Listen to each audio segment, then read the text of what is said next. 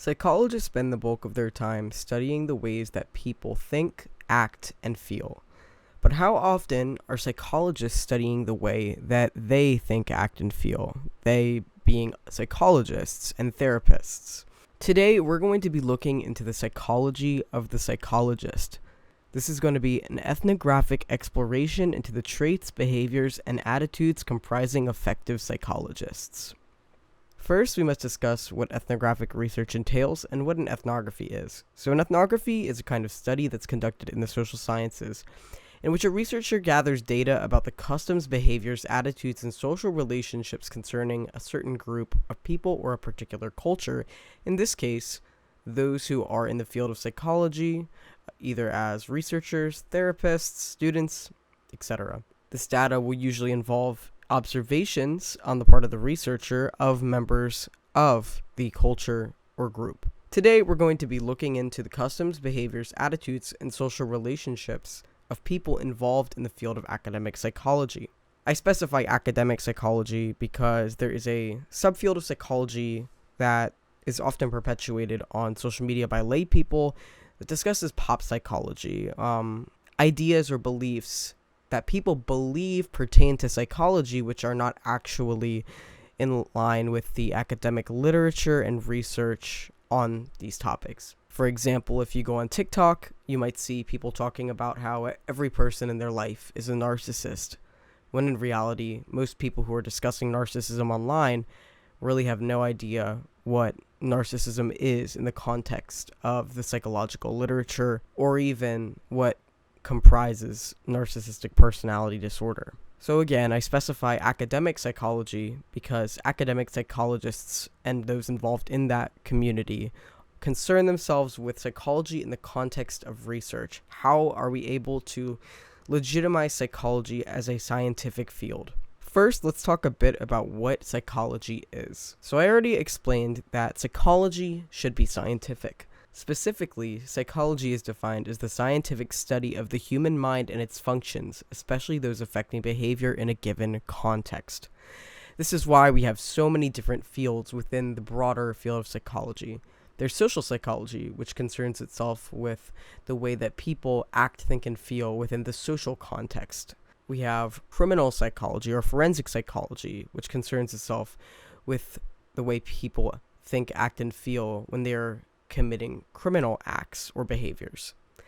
So these are among, countless subfields of psychology that concern themselves with the many facets of human behaviors, thoughts, and feelings. Because this is an ethnographic exploration of the traits, behaviors, and attitudes comprising effective psychologists, we have to talk to psychologists. We have to collect data from people who are actually in the academic psychology discourse community. For this ethnography, I drew data from three main sources. The first is an interview I conducted with Shirley Cohen, who is a member of the academic psychology discourse community. We'll discuss her more later and discuss some of the things that I learned from her. Next, we'll be drawing information from the peer-reviewed academic literature published in the field of psychology. So these are journal articles, literature reviews, meta-analyses, and research articles concerned with the customs, behaviors, attitudes, and social relationships of people involved in the field of academic psychology. This is peer-reviewed data. Finally, I'm excited to talk about this. The website Reddit, which is essentially it's I think at one point the largest internet website, contains many forums. It's a website that contains many groups and forums that people could join, post on, and interact within. Now, there are thousands. These are called subreddits. There are thousands, if not hundreds of thousands, if not millions of subreddits. But there are many subreddits dedicated to different fields in psychology. For example, there's the psychology subreddit. There is the psychology students subreddit. There is the academic psychology subreddit, which has 108,000 members. There is the social psychology subreddit. There is the Ask Psychology subreddit, which again has 99,700 users. There's the therapists subreddit, which is a community specifically meant for therapists, counselors, social workers, psychologists, and other helping professionals. And to post on the subreddit, you are required to actually provide evidence that you are a clinician. And there are 57,800 members of this community. There's also the Ask a Therapist subreddit. So I went to all of these subreddits.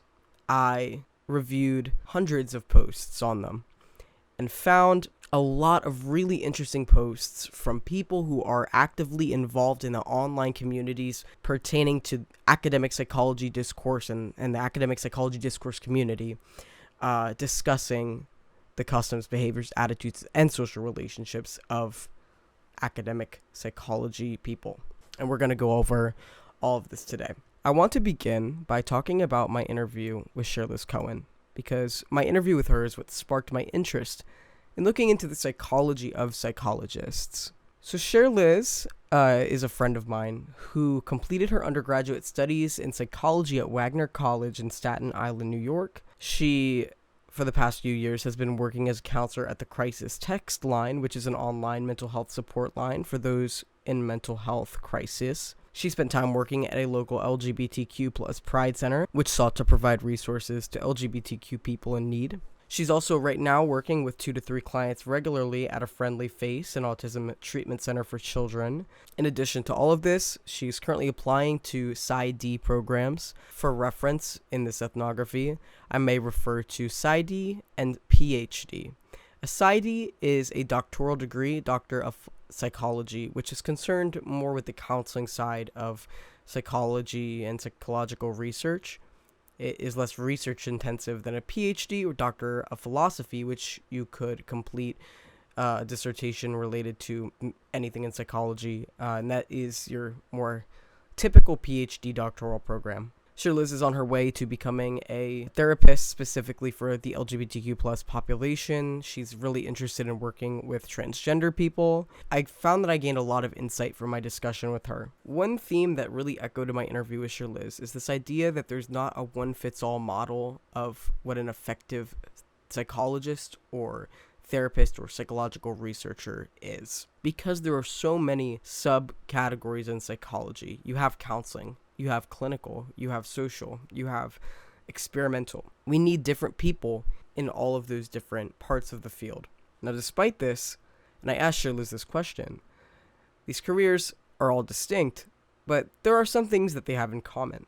And what Shirley explained to me is that the distinctions lie in the specific populations that each subcategory of psychology serves, the methods that they use to address certain mental health concerns, and the overall goals of the specific work being done. But they all, in their essence, focus around people and understanding people's behaviors, to the belief, and we will discuss this in more detail later, that no matter what you want to do with your psychology degree, when you get into the field, there's this fundamental interest in understanding people and being willing to interact with people to achieve that goal. So I asked Shirley if there were any common goals, values, and behaviors that she had observed of people working within the field of psychology. And I really liked her answer for this question. She explained that on one hand, it was a hard question to answer because she finds psychologists to be some of the most dynamic people, and so many types of people enter the field.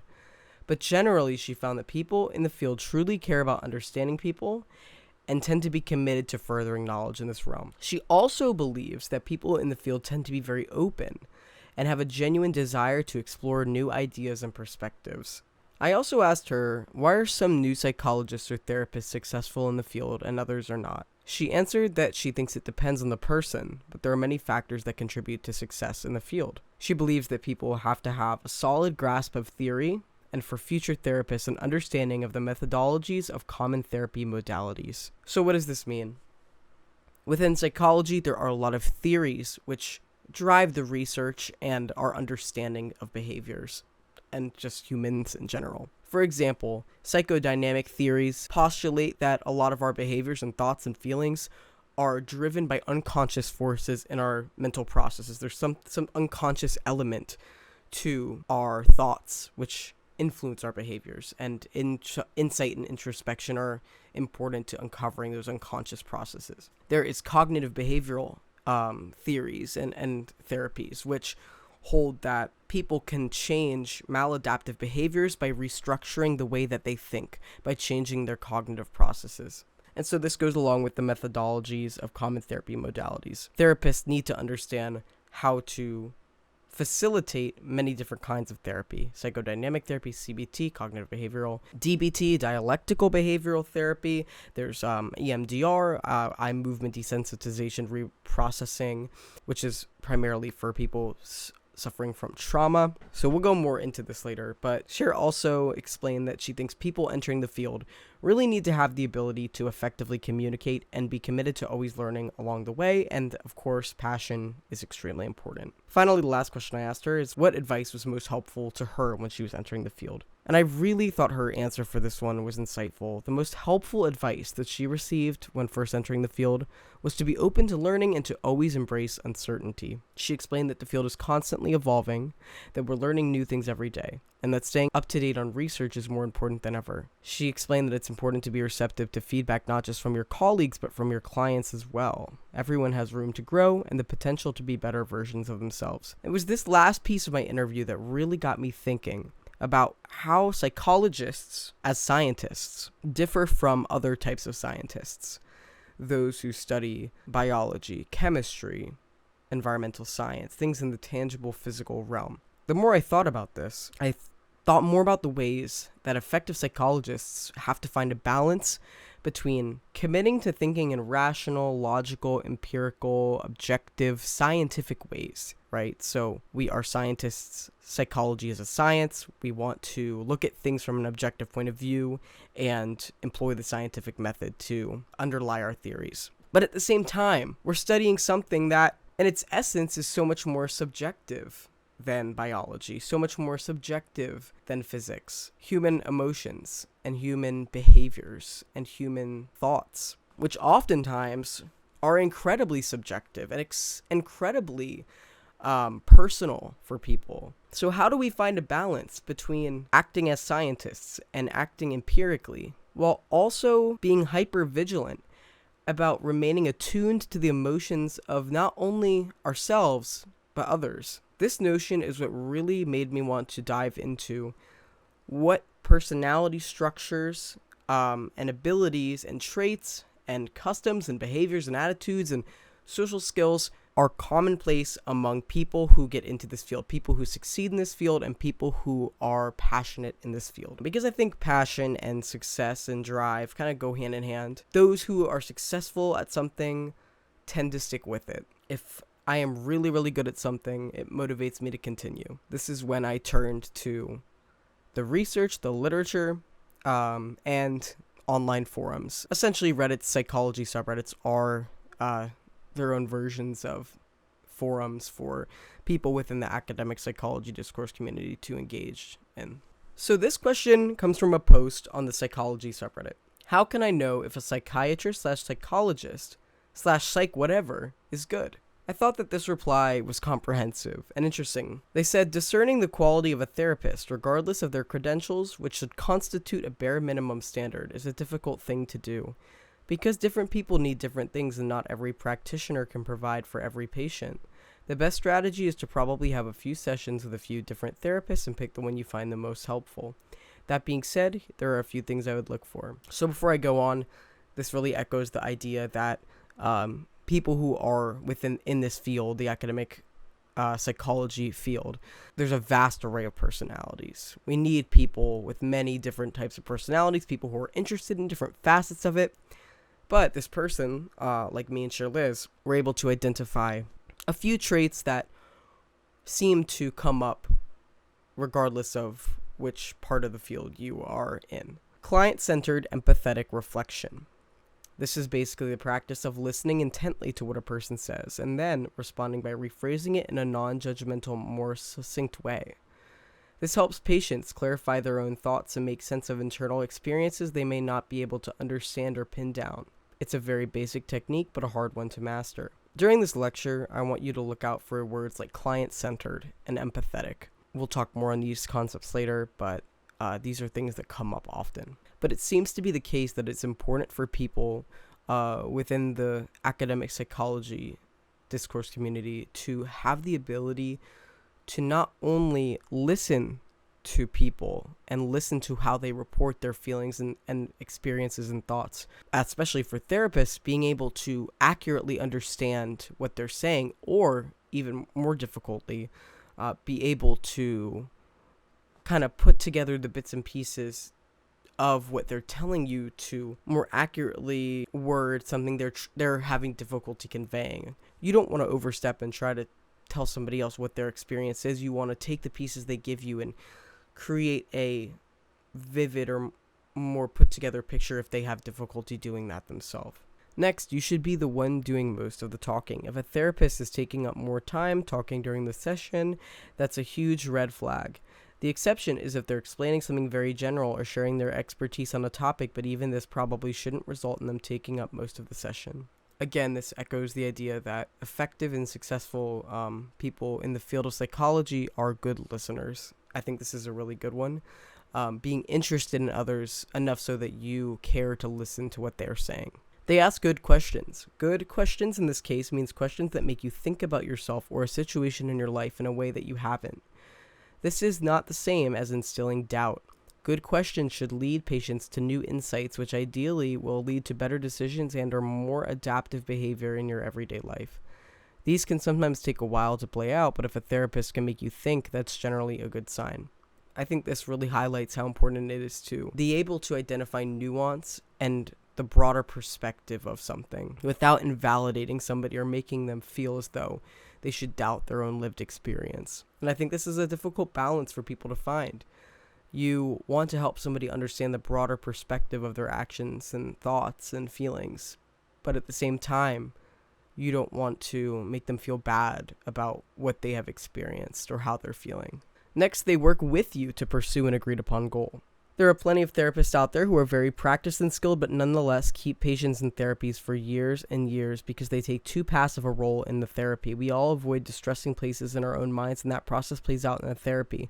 As such, patients can often stall their own progress by subconsciously talking around the problem, rather than addressing it directly. Therapists allow this whenever it occurs, are enabling their clients' avoidance strategies and doing a disservice to them. Research shows that the most effective therapists work with clients to identify concrete goals fairly early on and to structure sessions, formally or informally, in a way that consistently addresses those goals. Doing this without pressuring the client too much is a delicate art, but it is critical in making sure the therapy is effective and efficient. And I think that this really highlights the importance of what is known as a therapeutic alliance. Those who are involved in the academic psychology discourse community will throw this around, therapeutic alliance. This refers to the relationship between the clinician and a client, so whoever's attending therapy. And there's research which indicates that above all else, above whatever modality of therapy is had, the demographics of the people involved in therapy, a strong alliance between the therapist and the client is the number one predictor of success within psychotherapy. And so, while this is mainly talking about the context of therapy, I think it highlights again the importance of the ability to connect with somebody. If you want to be effective in this field and really successful in the field of academic psychology and in the discourse community, you have to be able to connect with others and work with others well. You want to have collaboration skills. I thought this question was interesting. Do you think an unempathetic person can become a good psychologist? This was on the Psychology Students subreddit. One poster said clinical work as in performing psychotherapy and counseling. No, empathy I think is an important part to that. Research or teaching work like experimental or quantitative psychology. Sure, as long as you follow ethics, laws, and rules, I don't see any problem with it. Someone replied to this and said there's a huge difference in the temperament, communication style, and personality of my clinical colleagues versus the experimental ones. I thought this little thread was interesting because my anecdotal experience, I would say that this is half true. I do believe that the people I have met who work in the clinical or counseling setting are often more empathetic or more personable than those working in research and those working in teaching. However, at least for me, as somebody who is pursuing higher education in psychology in school for psychology, I have had a lot of psychology professors and taken a lot of psychology classes, and I have found that my professors in those classes tend to be more understanding, empathetic, and easier to talk to than professors in other disciplines. So while people who are working in clinical or counseling psychology most likely do have to be more personable or empathetic simply due to the nature of the work that they're doing, I think there's this fundamental trait of being interested in people. Communication styles might differ, general personality traits, which we'll discuss more, might differ, and even temperament might differ, but there's still this underlying interest in people, and I feel like along with an interest in people comes the desire and the ability to understand other people's experiences, and I feel like that's a huge component of empathy. Somebody said in some capacities in research areas, a lack of empathy could restrict biases and perhaps increase objectivity. I think this echoes my earlier idea about the balance between being an objective empirical scientist and being somebody who cares about the populations they're interacting with and looking into and trying to understand and being hyper aware of their emotions. And I think that it just shows the need for an array of personalities within the field. I found this to be an interesting reply. I think it highly depends on the field that you're working in. I think that empathy is very important and useful if somebody works as a therapist, but also it is important to control your emotions. I think that an overly empathetic person could be as bad or worse than somebody with no empathy, because if you are overly empathetic, you could make an impression that the patient is your burden, because of which the patient may not seek your help anymore. After all, he would not want to be a burden. This poster said, while it is possible for an unempathetic person to acquire knowledge and skills in psychology, their lack of empathy could hinder their ability to connect with and understand clients on a deeper level. Empathy is a key component in building trust and rapport, which are essential for successful therapeutic relationships. However, individuals can work on developing their empathetic abilities over time, and with practice and self-awareness, an initially unempathetic person could potentially become a good psychologist. I think that this highlights two distinct constructs of empathy, which are affective and cognitive empathy. Affective empathy refers to something visceral. We feel the emotions of others. For example, if my younger sister cries because she hurt her hand, there's something inside that hurts. My heart might hurt, or I feel the urge to also cry because I feel bad. That's affective empathy.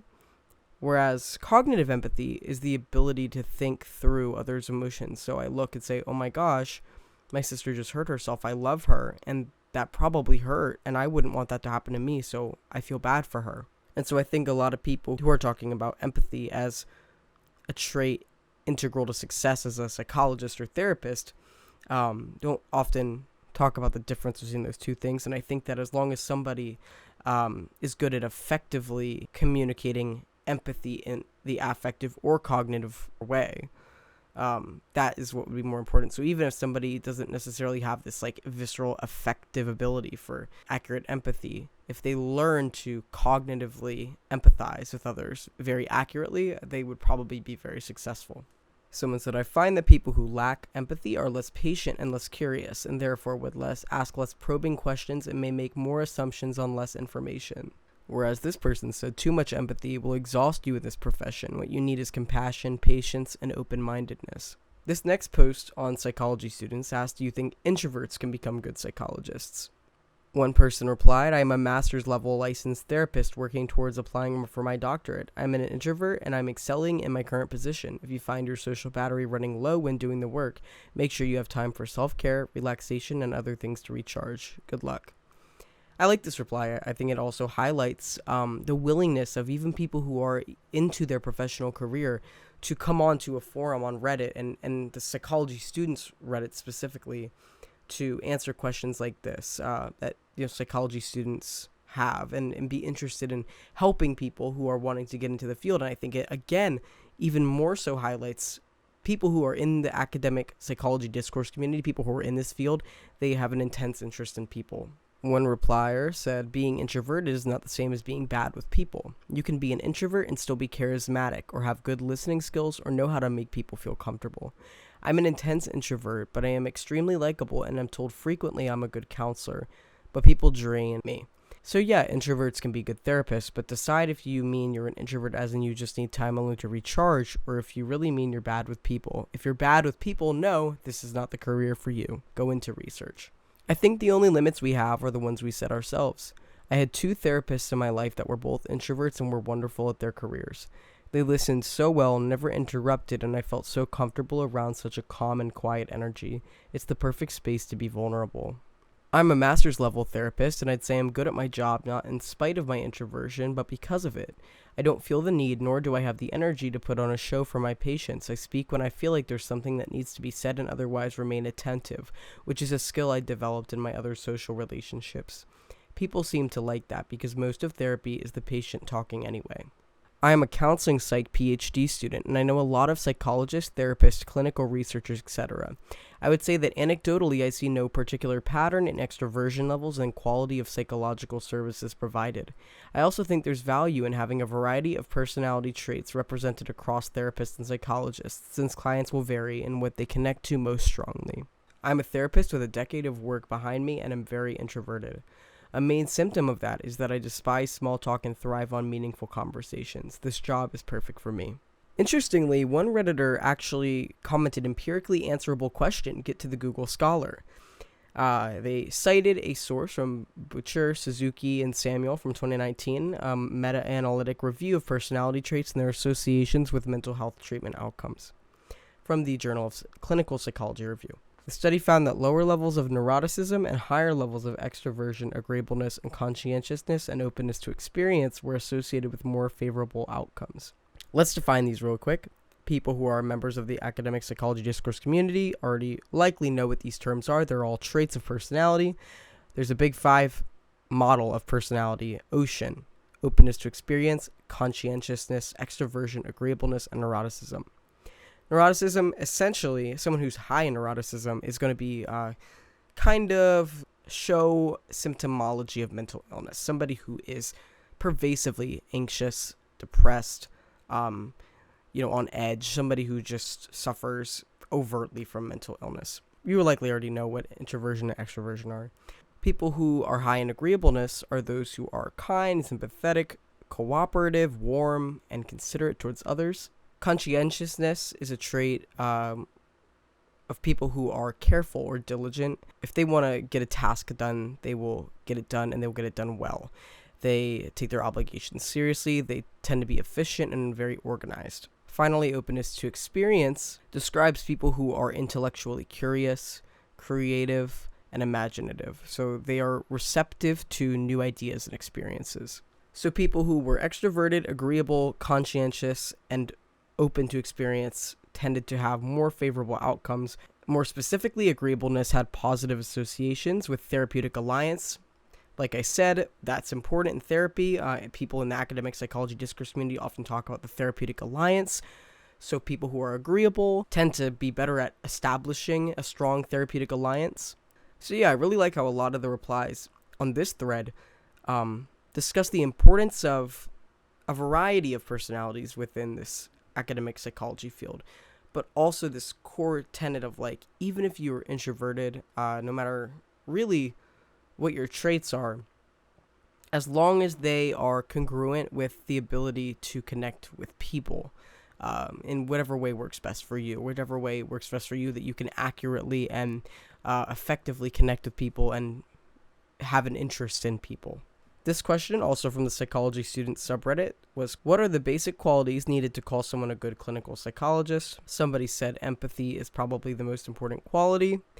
You want to emotionally connect with your clients, then non-judgment, ability to tailor treatment depending on the client, strong knowledge of at least one type of therapy, staying up to date on recent psychological literature, extensive knowledge of the DSM, which is the Diagnostic and Statistical Manual of Mental Disorders. Again, those in the psychology discourse community would know that abbreviation. Knowledge of different assessment tools and the ability to know when it's time to refer your client out. I like this reply. I think it echoed a lot of what Cher Liz said. People who are going into this field need to be very familiar with the different methodologies and modalities, the underlying therapy and different research methods. Staying up to date on the literature is important in a field that's always evolving. People are always behaving differently. Our society shifts constantly. Our societal expectations and systems and everything just is always changing and evolving. So psychology is concerned with all of that, and of course the field is always going to be changing. In a reply to this, somebody said that it would be a plus for people to be able to analyze things well. Picking up details can make a big difference in putting together the bigger picture and choosing the right route to help your patient, which I think is very true. And again, underscores this idea that there needs to be a balance between having really good analysis skills and critical thinking and the ability to see things from a broader view while also prioritizing and being attuned to emotionality. This commenter said attention, whether it be listening to your client, having your ear to the ground for practice building, or simply sifting through theory and literature, being able to focus for at least an hour at a time is vital to being a psychologist. Critical thinking and reasoning. Rapport building and maintaining is the biggest single factor by a large margin of how well clients do, and also reduces chances of a lawsuit by an even bigger margin. Empathy is overrated. I'll go with good listening skills and good knowledge of research. I think this is actually a really interesting thing to talk about because a lot of times people will say, well, empathy is a really important trait to have. But I think most people, especially people in this field, people who are interested in getting into this field, would rate themselves as being highly empathetic. Well, not everybody can be highly empathetic. Most people obviously have the capability for empathy, but because we only have our own experience to go off of, it's really hard to really determine, like, objectively or comparatively how empathetic each person is as an individual. Someone said, I agree 100%. Empathy is the go-to answer that most people will give. But I've seen way too many other therapists who struggle with being too empathetic and not being able to compartmentalize and will burn out or be unprofessional with clients. The thing that most clients will tell you when they feel you've helped, or at least the thing I have always gotten, was that you make them feel heard.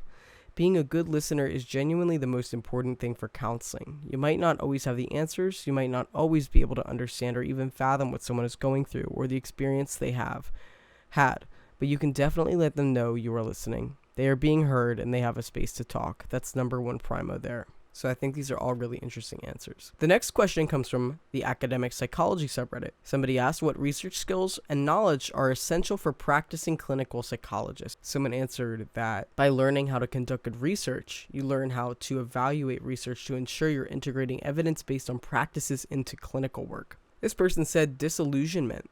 If you understand how research is produced, you understand what empirically supported means. In other words, you appreciate that our methods are limited and the research environment is a breeding ground of ideologues and corruption. A good research training should make someone deeply skeptical of all research, especially fads and information disseminated by political organizations. This person said, being able to empathize rather than sympathize is pretty big. Learning how to have a presence of being with and holding space for someone to be unfiltered can be so healing. Ability to understand literature and be critical of findings, understanding of statistics to be able to use tests and understand their psychometric properties, less likely to fall for new shiny theories of therapy with a fancy nomenclature. So, in other words, people who are not easily persuaded by these new shiny, non-empirically supported methods of therapy that don't really have evidence supporting them. Pop psychology type of stuff. Critical thinking, ethics, healthy skepticism, clinical training, patient-focused, same thing as client-centered, experimental design, and finally significant competence in your specific demographic that you want to work with. Educational and cultural competence are two things that I think make a good psychologist practitioner. You could be awesome at working with kids with autism, for example, but that doesn't directly translate into other populations, say, for example, a schizophrenic adult. Being aware of what you are and aren't aware of is something I've seen make or break counselors and psychologists. I think this is a really good point. Knowing your limits, knowing what you're good at, and that takes willingness to find out what you're good at and commitment to learning. The next question, also from academic psychology, is Big Five question. Do more introverted therapists or psychologists get different treatment outcomes than more extroverted? This person said, well, there has been an enormous amount of research into the effectiveness of types of therapy, CBT, IPT, ACT, which these stand for. CBT is cognitive behavioral therapy, IPT is interpersonal therapy, and ACT is acceptance and commitment therapy. And others, there have hardly been any on therapist qualities. I did a search a few years back and found only one small low rigor study. There may be more by now. The reason for this is the assumption that the type of therapy is more important for outcome than therapist qualities. The attitude has almost been that you could train anyone to use a therapy with a manual and they would all do equally well. I found it rare that clinical psych training programs even put things like warmth or empathy as criteria for acceptance into them, which may explain some of the cold, socially inept therapists they turn out. One of the therapies they looked at was non-directive supportive therapy or client-centered therapy. This focuses on establishing a warm, accepting relationship with the client rather than using specific exercises. This was as effective as CBT. Support from peers with mental illness has also been found as effective as CBT. So that's the best guide to what therapist behavior is effective. Warm, supportive, non-judgmental advocates' personal experience of mental illness. This next commenter included a study conducted by Delgadillo, Branson, Kellett, Miles, Hooton, Hardy, and Shafran. Therapist personality traits as predictors of psychological treatment outcomes in the Journal of Psychotherapy Research. Interestingly, clinical experience, technical competence, and reflective ability were unrelated to treatment outcomes. This question also comes from academic psychology, and it says, to all the psychologists, what drew your interest towards this career and how satisfied are you with the decision of selecting this field? I thought this would be interesting to include, seeing as this is an ethnographic exploration, and, I think it's important to look at what draws people to this field. Are there common traits or beliefs or attitudes that people who have these characteristics beforehand, they are drawn to this field specifically because of them? Someone says, for me, it was a combination of things. My interest in psychology and people in general started when I heard my granddad committed suicide.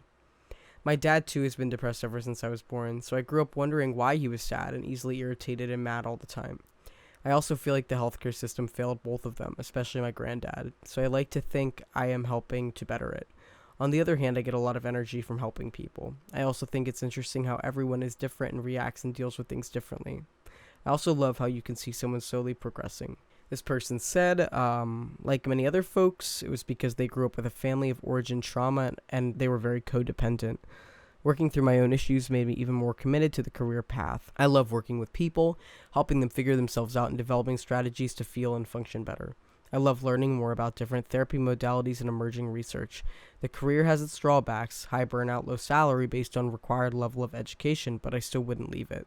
Someone said, still a student, but the process of unraveling my own problems was fascinating and life-changing. I want to help others accomplish the same. This next post comes from Social Psychology, the subreddit. Someone said, as a psychologist, how do you separate yourself from your emotions? High sensitivity means you're more in contact with your emotions than others naturally are, even if you interpret it as being overly emotional.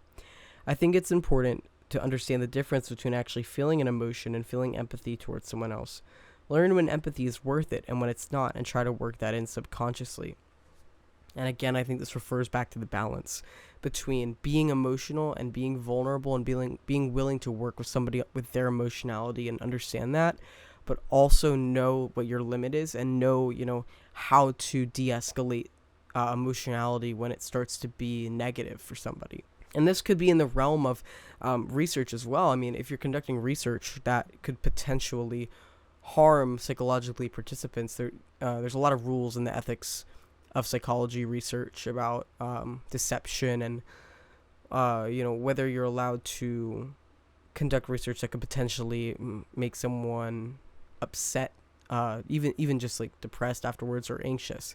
And you have to really be attuned to that when you're formulating research ideas or even conducting research to make sure that you don't break ethical guidelines. Attunement to emotionality, though, I feel like is very important. This comes from psychology students. 3 myths and misconceptions about psychologists. This person said that some misconceptions are that all therapists or psychologists are extroverts, socialites, or people's people, that they have the ability to know what someone's thinking, and that they're capable of and actively do diagnose people with disorders based on their sole existence, because everything is a condition or illness naturally. And yeah, I do think these are often misconceptions. People within the academic psychology discourse community, as we've seen, have a wide array of personalities, have to often work and really be vigilant about accurately understanding other people's emotions and thoughts and feelings, especially if you're working clinically, and know their limits, not diagnose people if you don't have the knowledge to do so, and have extensive knowledge of diagnostic criteria for things. Some myths are psychologists are therapists when instead they are more researchers than practitioners. Psychology is more art than science. Tell that to all the statisticians in the field. Psychology degree is a waste, when in reality it's well-rounded and prepares you for multiple fields afterwards, even if you don't want to pursue psychology. That the purpose of a therapist is to fix your problems. That's not what we do. The point of a therapist is to guide you through an exploration of your emotions, memories, thoughts, and behaviors, not to fix something. Only you can do the fixing. We're here to guide and support you on that journey. This is another question from academic psychology about what separates a good therapist from an inadequate one. Somebody commented, a good therapist has to be able to really imagine a lot of different perspectives from a lot of different people. I advise undergraduates to really develop this skill in themselves. You need to really understand the perspective of people who are different from you in race, gender, sexual orientation, religion, political belief, ability, nationality, and so on. Think of the type of people you might feel not totally at ease with. Little people, people with intellectual disabilities, criminal offenders, add them to the list. Read books and consume other media created by those authors. I think this highlights the importance of openness to experience when it comes to therapists and psychologists. Volunteering is a great way to spend time with people different from yourself. Research doesn't make you a great clinician. However, doing research teaches you to evaluate research, which is really important because good therapists practice evidence-based treatments. Training is really important. You're not expected to go to grad school already knowing how to be a therapist. That said, some personality traits that are helpful include humility, self-control, and compassion. The personality traits that worry me most at grad school interviews are God or Savior complex, doesn't take criticism well, seems overly invested in a particular perspective or outcome, aka I'm here to make sure no one ever takes psychiatric medication, a general lack of conscientiousness, i.e. I'm not on time, didn't dress appropriately, hasn't done their research on the program, and general arrogance, especially watchful for how they treat people who aren't faculty, secretaries, custodians, etc. Not every therapist is great for every patient. Some therapists do well with substance abusers but not eating disorders. Some work well with kids but not the elderly. Part of being a good therapist is knowing your limits and being humble. On a similar question from academic psychology about the skills and traits of competent therapists, someone said, I'm a therapist and I think the most important thing is doing your own therapy. This gives you valuable information about what it feels like to be on the other side of the chair. To be a therapist, you have to constantly work on yourself. Trust me, your personal issues and anxieties will show up in the work, and you owe it to your future clients to be the best, most aware version of yourself possible. Starting your own mindfulness or meditation practice is incredibly helpful in this pursuit. This question comes from the therapists subreddit. It says, I'm low in agreeableness. Any other therapists with this personality trait? So referring back, agreeableness essentially means that somebody is able to go along with others instead of asserting their own opinions and choices. They're kind, generous, compassionate, considerate, understanding, charitable, affectionate, reasonable, sympathetic, and all these traits. Cooperative. Somebody said, not a therapist, but I'm a psychology student, and I'm also low in agreeableness. I agree with your observation that a lot of therapists and psychology students seem to have an almost exclusively humanitarian stance on the profession. It seems to be controversial in some circles to suggest that you're studying psychology due to intellectual curiosity rather than this deep need to help people. I've also gotten the impression that there are a lot of moralistic or judgmental people in the field. I replied to someone and asked a therapist to argue that all therapists care about each individual client and got quite a lot of downvotes due to my disagreement with this notion, but I honestly think it's logical. You could be passionate about psychology as a subject and not direct this same passion onto individual clients, as empathizing with people is not necessarily integral to the expertise. Just as there are lawyers who are passionate about the law but not each individual client. I don't think this is a problem per se. You don't need to care about someone deeply to utilize the knowledge and competence you've gained from your education in an effective, helpful manner. I'm not saying therapists don't care though. Most probably do. I think that this reply shows the way that people within these subreddits will actively engage in discourse with each other. In a constructive way, this person said, I disagree. Weird for me since I score very high on agreeableness. I think what you say is fine for psychiatrists and psychologists doing assessments or testing. But to hold a healing space for people in their darkest times, empathy, compassion, and a collaborative alliance need to be present for best therapeutic outcomes. And those are all traits linked with high agreeableness. I'm not high in agreeableness, but don't see that as an issue. It's a solo job, so cooperating and teamwork isn't a needed skill in so many places. It also allows me to be objective where needed. I am, however, very high conscientious, so I see as an important to the work. Plenty of academics are low in agreeableness. Is that an avenue you're interested in? As for getting into the work for selfish reasons, that's almost everyone. It's just that some people won't realize it, and or they frame it differently. Everything we do as humans is essentially selfish. People might be up in arms about this, but it is true. We engage in altruism for benefits. There are some instances of altruism that aren't for benefit, but oftentimes we engage in altruistic behaviors to either alleviate personal distress or to gain some sort of social benefit later down the line.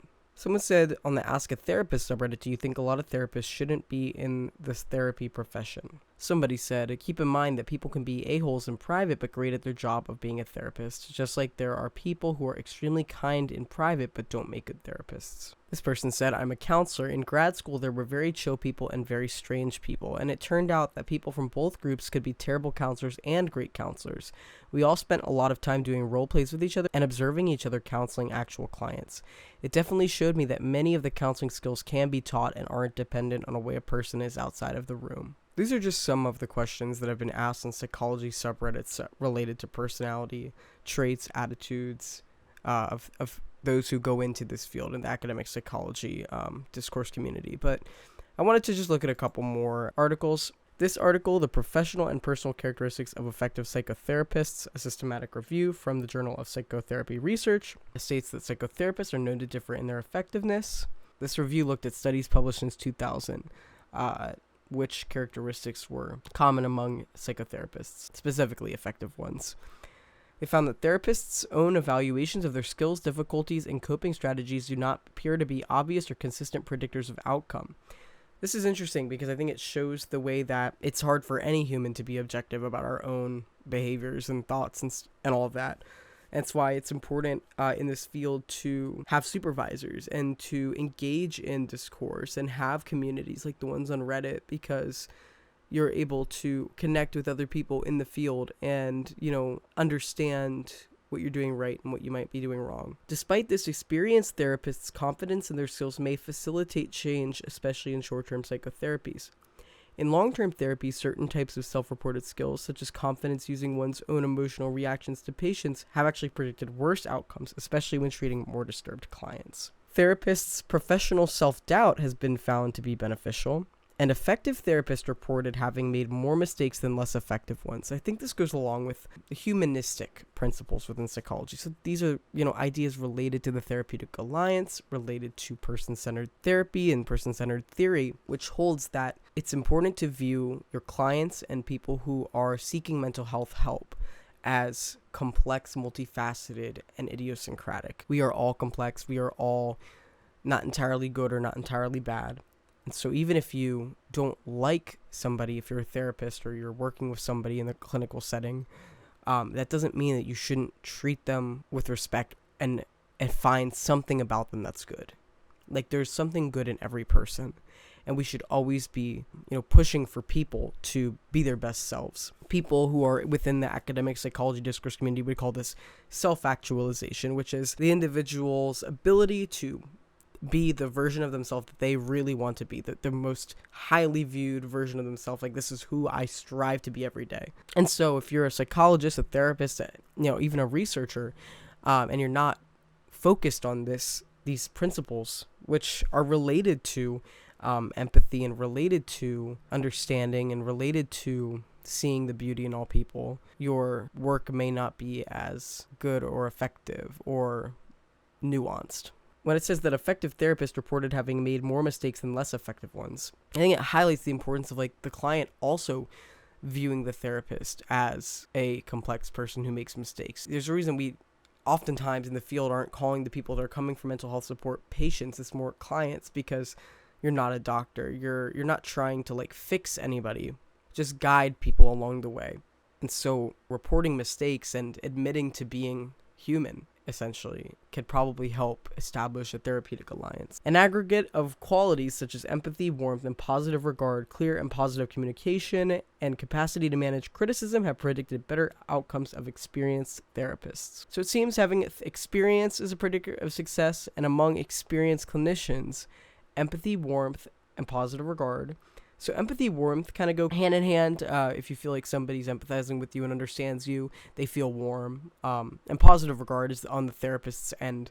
Again, being able to view everybody as there's something good about them. Everybody is capable of, improving. Clear and positive communication goes hand in hand with like the ability to critically think and to see things from a broader perspective, and just to be mindful of your words and to, construct thoughts in a way that makes sense to others.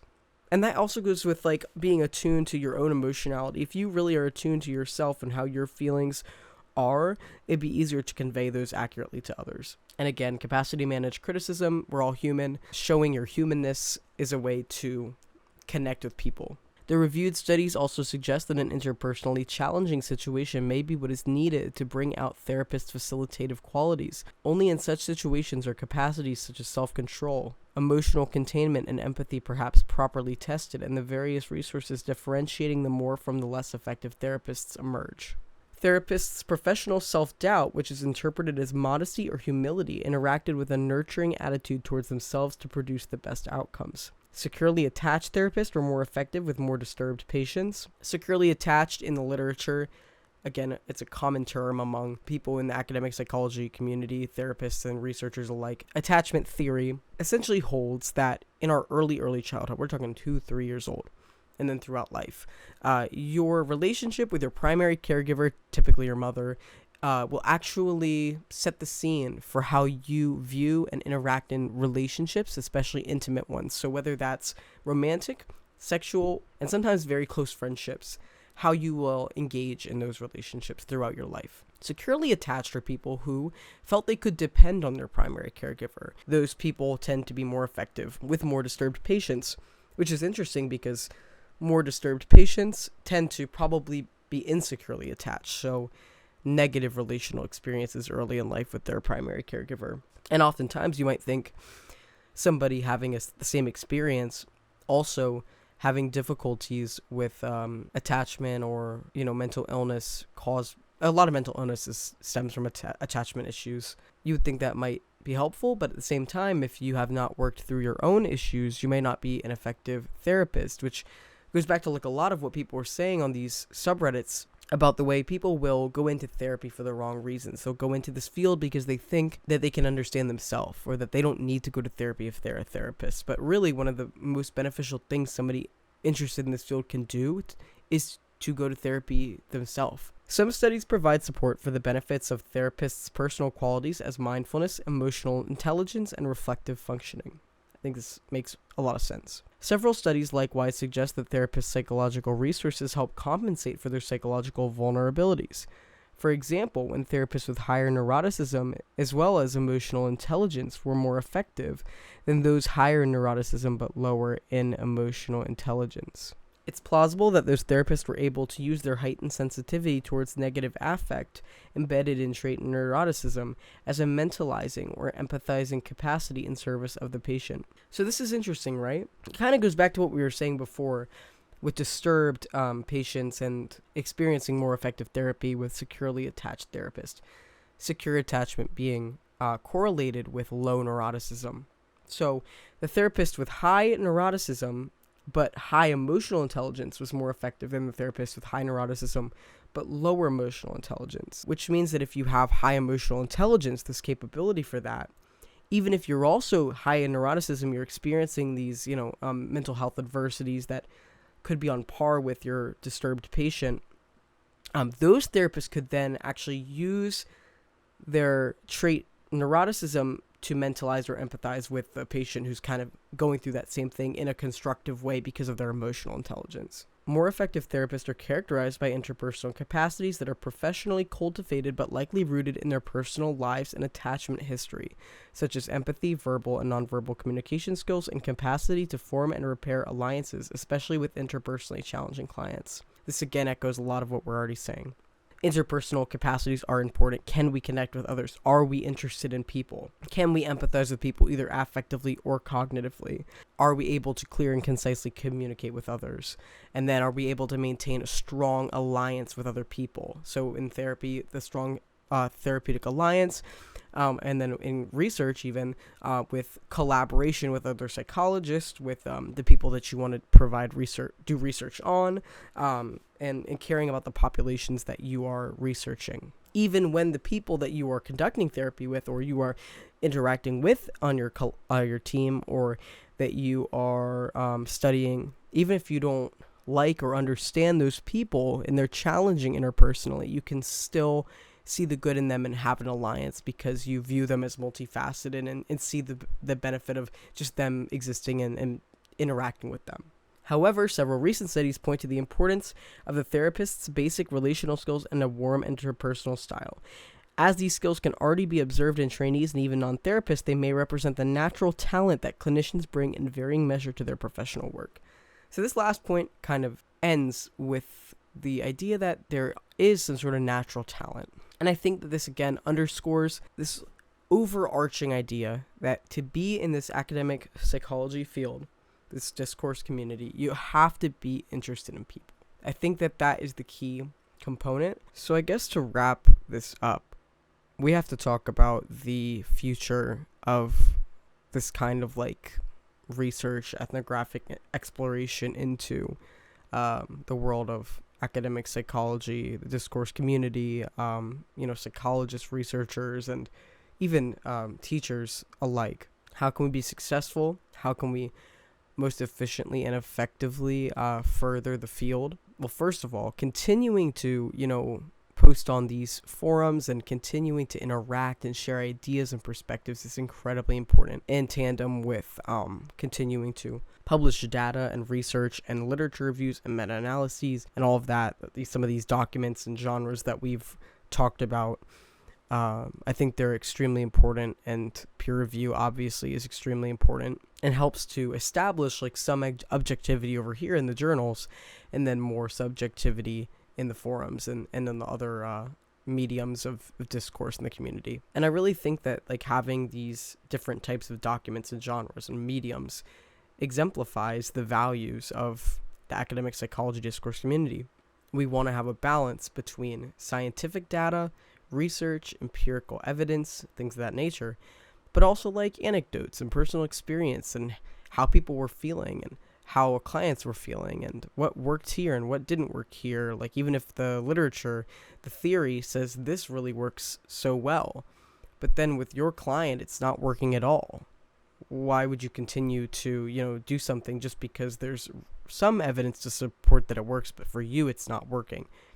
That's where you have to find this balance, because a lot of things in this field of psychology, especially academic psychology, even if we can conduct research and have empirical evidence and evidence-based treatments and evidence-based theories, it's not a one-size-fits-all model, especially when we're working with actual people who have actual feelings and behaviors and emotions and relationships. If we're psychologists guiding people in their relationships and someone's dealing with social strain in their interpersonal life, like we want to guide them in a way that helps them repair those relationships. And if it's going to impact people even outside of the therapeutic alliance, like you want to make sure that what you're doing is working. And that lends to the value of looking at everything you can from a broader perspective. How could this have a further reaching impact? Especially because a lot of times research is being done on vulnerable populations. Like Liz was talking about the LGBTQ plus community.